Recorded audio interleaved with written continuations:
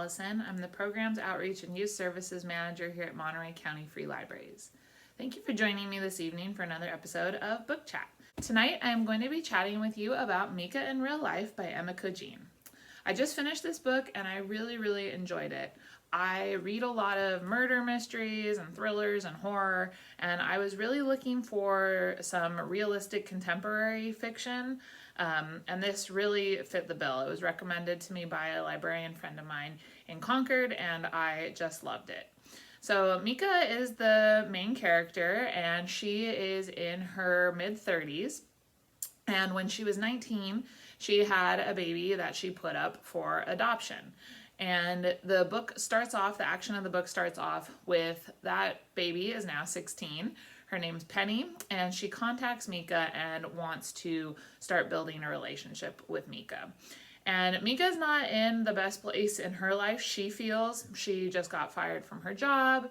She lives with her friend. She doesn't have any relationship. She's borrowing money from her parents to get by. And so as she starts to develop this relationship with Penny, she finds herself creating a life that she would rather have.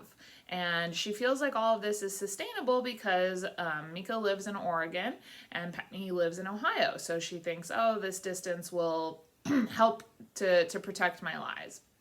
And this all, of course, is going to blow up in her face, and does when Penny announces that she has purchased a plane ticket and is coming to visit Mika for her spring break. And then Mika enlists the help of her friends to create this life that she has built through stories in real life, and to make it real, to keep up this illusion for her visit with Penny.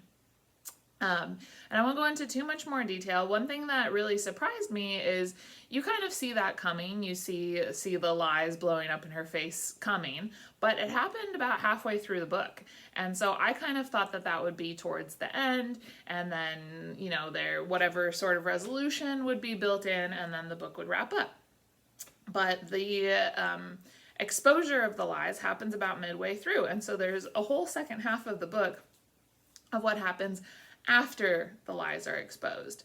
And this book that alone is a pretty fun and interesting story, but it has a lot more levels and layers that get a lot deeper, in that Mika herself is Japanese, and her baby Penny was adopted by a white family. So there are a lot of discussions of cultural identity and what it means to be brought up with people who look like you versus people who don't look like you, and how that can influence your understanding of who you are as a person.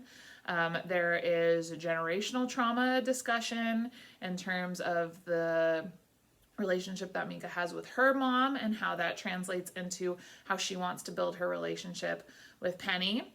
And then also, and this is I guess a semi-slight spoiler, but not really, Penny is the product of a rape. So Mika was raped in college and became pregnant and had Penny from that. So there's also a discussion of consent, rape. So there's some really heavy topics that are mixed into this kind of fun surface level story. And it was just a really great book. I finished it in about 2 days, and I would highly recommend it. It's in our collection, and I'm going to definitely check out other books by this author. Thank you so much for watching, and I'll see you next time. Bye-bye, everyone.